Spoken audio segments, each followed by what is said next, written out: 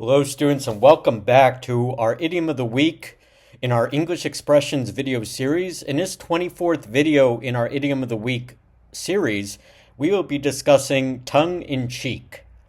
Now, this is not slang so much, but this is a well-known English idiom that goes back decades.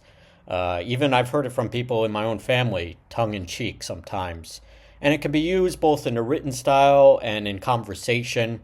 And we're going to learn about what does it mean tongue-in-cheek and how do we use it, and I'll give you a few example sentences so you know how to write it in English as well as use it in conversation too. So my name is Ben with English from A to Z, and let's get started. So tongue-in-cheek. Obviously I don't mean having your tongue in cheek, right? Your tongue is always in your cheek, right? We have our cheek, we have our tongue, but I'm not talking about literally, I'm talking about figuratively. And what it means, basically, tongue-in-cheek, in terms of an idiomatic expression in English, is to intentionally be sarcastic or humorous or even irreverent. For those of you at home watching who know what irreverent means, but you're saying it seriously, but you're not actually being serious. You're being sarcastic, you're being playful, you're being humorous, but you're saying it in a serious way, or you're writing seriously, even though that person may not know it's tongue-in-cheek. So you got to be careful. Sometimes people will take it seriously when you're being humorous, especially through texting or writing or an email. You got to be careful who you're writing to. So tongue-in-cheek is fun with family and friends, but just make sure you know your audience just to start us off.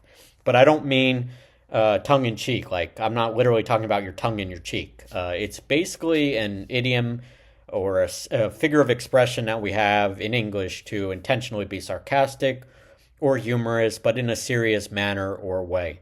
I'll give you 3 examples because I know this one is a little bit tricky for those of you learning English. Let's start with number 1. Tommy made a tongue-in-cheek remark being meaning comment or kind of a comment or expression or just a suggestion or just general comment to his mom. Basically about how he was going to be shipwrecked soon because he had a boatload of homework to do. So he's not actually, it doesn't make any sense, but he's being very tongue-in-cheek because a boatload of homework is a lot of homework, right? You could put all his homework in a boat. And obviously he doesn't have that much homework, but it's like he has a boatload of homework.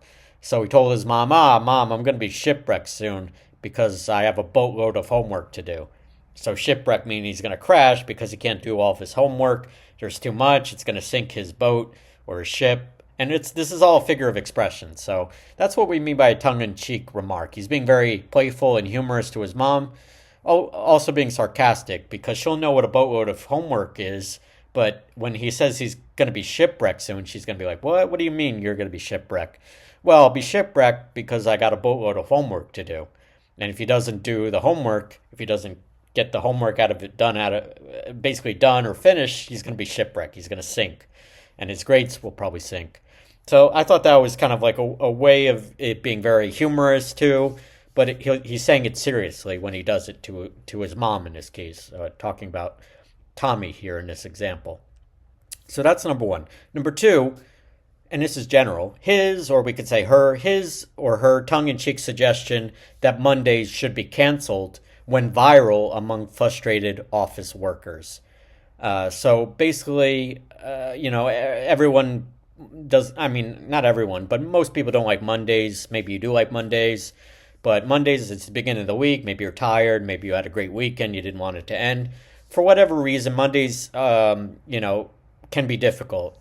So his, or we could say her, whatever you prefer in terms of gender, his or her tongue-in-cheek suggestion that Monday should be canceled went viral, meaning viral means became very popular or people subscribed or they really liked the comment. It's a tongue-in-cheek remark because obviously who's going to cancel Mondays? It's the day of the week. Mondays exist for work, for school. Sometimes people have Mondays off, but Mondays is a work day or a school day.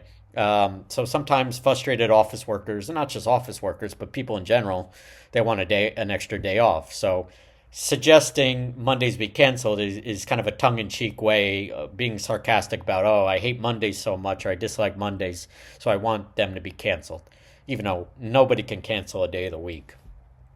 So that went viral because it's kind of a tongue-in-cheek remark. It's sarcastic. You're writing it seriously or suggesting it seriously, but it's not going to happen. It's a tongue-in-cheek remark. It's kind of trying to be funny or sarcastic, but writing it or saying it seriously. So that's a good one as well. A different kind of way we use tongue-in-cheek. And then number three, when the man said he traded his old car in for a bag of chips, it was so tongue-in-cheek that even the car salesman laughed. Excuse me.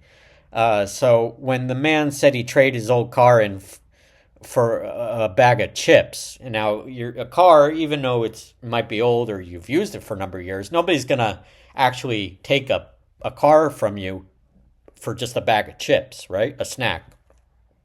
But it got the car salesman laughing in this example. So the man he was not obviously going to trade his old car in for a bag of chips. He would need probably 10,000 bag of chips for his car, just to give you an example. But he just made a sarcastic remark trying to get a laugh out of the car salesman. Like, what is this old car worth? Is it worth just a bag of chips? Obviously, even an old car is worth a lot more than that. But it was funny. It's a tongue-in-cheek remark, basically trying to be sarcastic or humorous, but saying it seriously. But he got a reaction in this example we have out of the car salesman. So it can be fun to do if you're just making a joke or you're just using sarcasm. But remember that how we use this tongue-in-cheek idiom, what I want to leave you all with this evening as I record this is casual humor is the best way to use tongue-in-cheek as in a sentence, written or spoken. These kind of remarks, making a joke, making a casual remark that shouldn't be taken seriously, it's best used amongst friends and family. Or, like I said, sarcastic commentary about an event or occurrence, like working on Mondays. And lastly, it can be used as ironic or playful in your writing style. So whether you're writing about I got a boatload of homework, or Monday should be canceled, or you're speaking about this too, I should say. It can work both ways. Or when you want to trade in an old car for a bag of chips, which is kind of ridiculous, you need to, you can use this in your writing, you can use this in casual conversation. I would recommend not doing it with strangers that you don't know. But if you want to practice your English, if you want to make these tongue-in-cheek remarks, I would recommend doing so with friends or family, or maybe your teacher, your English teacher. Because they may not know you're being sarcastic or being humorous. So it's good to work on these kind of tongue-in-cheek examples. There's many more out there. Hope maybe I can come up with a blog post or another video about this in the future, because there's dozens of tongue-in-cheek kind of remarks or sentences or written versions that you can use. But I hope you enjoyed these examples. We have the meaning, we have the examples, we have how to use it. It can be commentary about an event or occurrence in your life, casual humor used with friends and family, or you can use it in an ironic way or a playful way, either writing in English or speaking in English. So that's tongue-in-cheek. So thank you all so much for watching. Again, my name is Ben with English from A to Z. If you enjoyed this video, please subscribe, hit the like button below, or on our channel page to follow us here on YouTube. Check out our other great YouTube videos from learning the entire English alphabet from letter A all the way to Z, to also fixing your sentence errors or your punctuation errors or any other English grammar errors on our YouTube page and on our website in terms of fixing English errors. Also, if you have any questions or would like to subscribe to our official newsletter on our website, please go to www.englishfromat2z.com/newsletter. And thank you again so much for watching, everyone, and I'll see you soon for another English Idiom of the Week video. Take care now. Bye-bye.